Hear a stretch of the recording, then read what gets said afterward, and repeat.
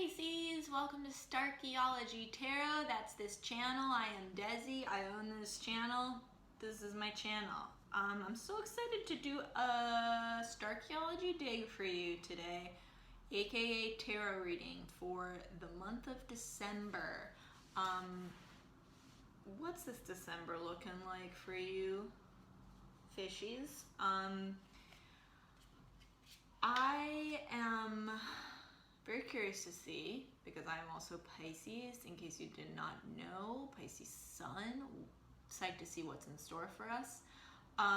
If you have any additional intentions you would like to set beyond this one that I'm about to say to you right now, which is I'm in this for the message that's going to best align you with your highest self, your highest path, your highest good. I want this message to be resonant and relevant, the most resonant and relevant divine message that you need to hear right now that's going to strengthen you, encourage you, support you, help you evolve, grow, heal, and ascend. So if you have an intention on top of that you'd like to set, please do that now while I shuffle and tune in with spirit. Some of this is going to resonate with you, some of it won't, because we're all different, Pisces. We have all different other placements, and that makes us unique, even though we are united in our fishiness. This is also good for a Pisces Sun, Moon, Rising, and Venus. If you want to understand more about the unique recipe that is you, feel free to watch those other placements for you. All 12 signs are up for December. Okay, with that being said, let's see what Spirit has to say to us.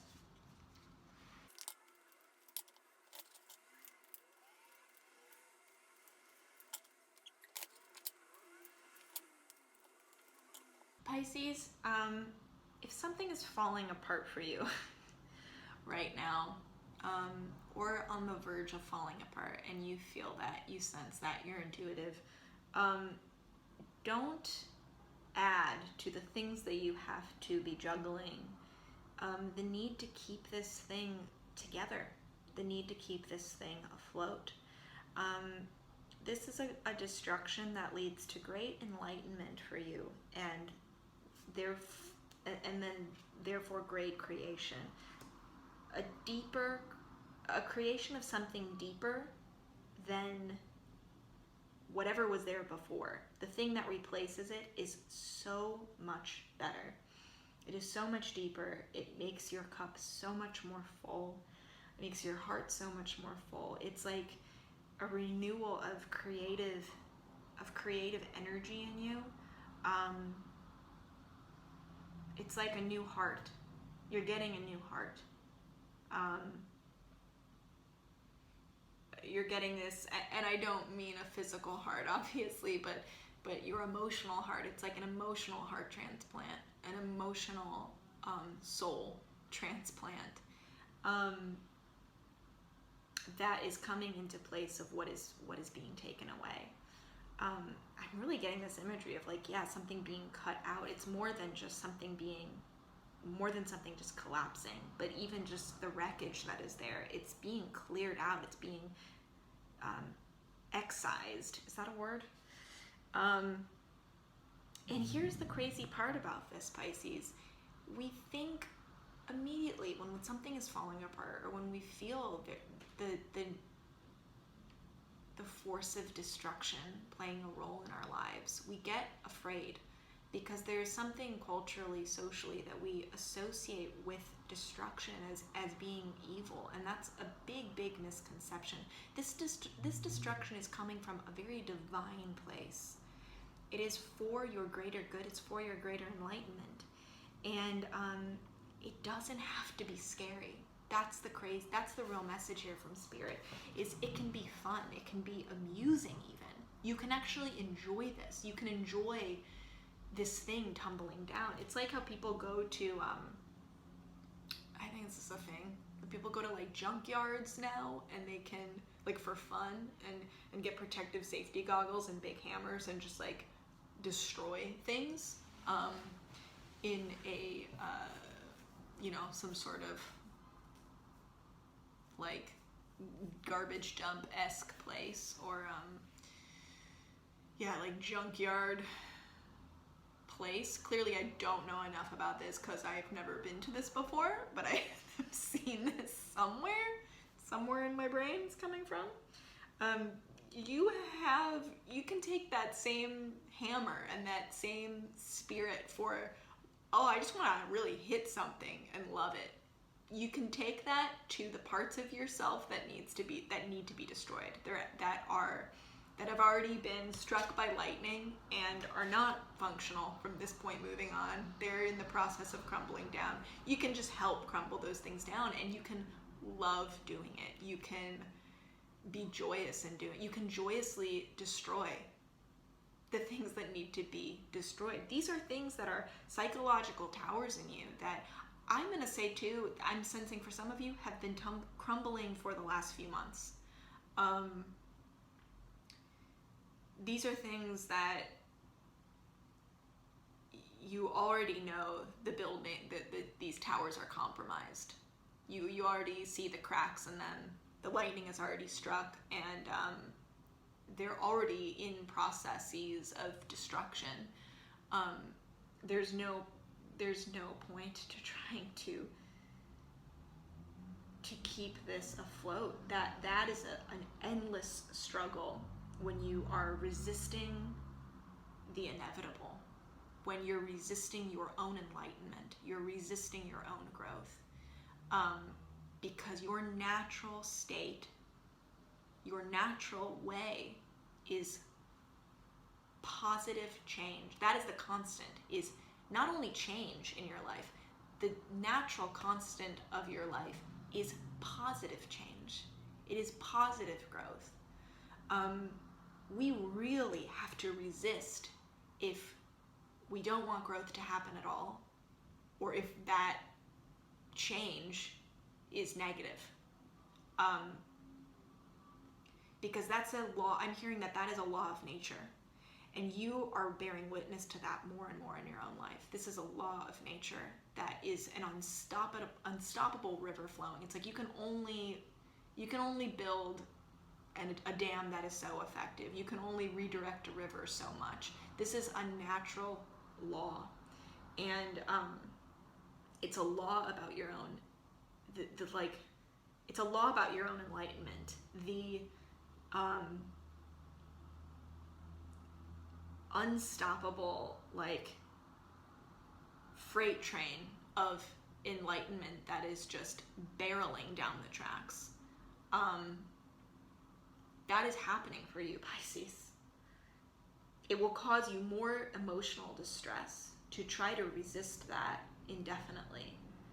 That's the other aspect of this Two of Pentacles, of juggling. It's like, not only can this be light, not only can there be like a merriment to it, but you don't want the other side of juggling, which isn't about fun, but really the idea of keeping everything in the air at once. That's stress. That is stressful. That is difficult. We see the water in the back of this card.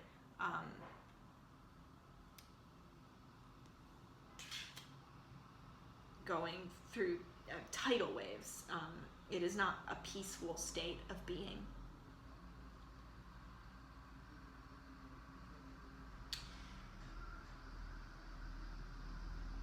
But whatever is being destroyed, whatever psychological towers are coming down, or have been coming down, they fully become wreckage in December.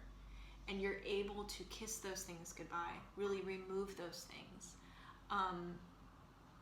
And also play a conscious, active role in destroying them, rather than letting the universe destroy them for you, or be trying destroying, and you just like letting the universe do it inch by inch, or really pushing against the universe and pausing it for a while and being like, oh, I can't hold this back anymore. You can choose another path to that, and play a conscious role in co-creating with the universe. Part of co-creating with the universe is co-destroying with the universe. Those things are interchangeable. We always think about creation as being this thing in a vacuum. Creation doesn't happen without destruction. So the same way that we co-create with God, we co-destroy with God. This is a moment to co-destroy with God. And it is resulting in a new creative energy in your life that can be applied to anything. I mean, whether it's what you are creating is a love in your life, a relationship, a friendship, or just a creative project. I also see this being a self-love. I see this as being like creating a new you.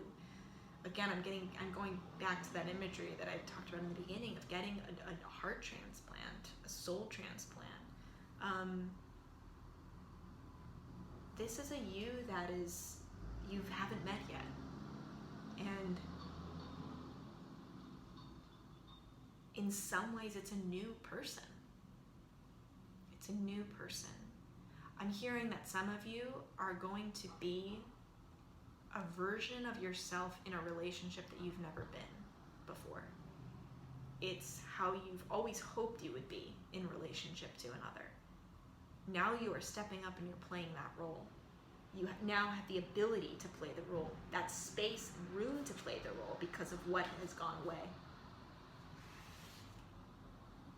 And it's going to be a time too where you might feel like part of that requires withdrawing a bit and resting and rejuvenating, because it's a big thing to be destroyed. It's a big thing it takes a lot of energy to pick up that hammer and hack away at the old heart that was there, or break down the pieces of that old soul that are already in the junkyard. It takes a lot of energy. And so if you feel a need to rest after this, if you feel the need to withdraw, that's not a bad thing. Don't look down on that and be like, oh, I'm being antisocial, or I'm isolating in a way that isn't good for me. This is very good for you. That alone time, Pisces, is helps with the focus on this new beginning. This new beginning needs your focus. I think you want to be alone with this. There's something important about you being alone with this, or having your full focus be on this new beginning, having your full focus, you be in like intimate partnership with this new heart, this new soul, this new love in you, this new fulfillment. There's a depth to you that is being carved out. It's being carved out because now there's space to carve it out. And I think it's such a perfect way to end this year too, Pisces, because without this, you can go into this next year feeling the way that everyone wants to feel on New Year's Day. Like the world is full of potential of new beginnings and new possibilities, because you actually are new. You are renewed. You have the bandwidth to reflect that newness around you. That newness always starts here, and you are new. You will see that newness reflected in the world around you, in the external, because it's happening on the internal. So that's really, really exciting. I'm psyched to see this. I hope you guys are too. I'd love to hear what this looks like specifically for you. Feel free to comment below. If you like this video, please like. If you want to subscribe, please subscribe. Your support means everything to me. You guys, it encourages me that I'm on my right path. So if you'd like to give me that encouragement, I would so welcome it. Please share this too with anyone that you think needs some extra support right now.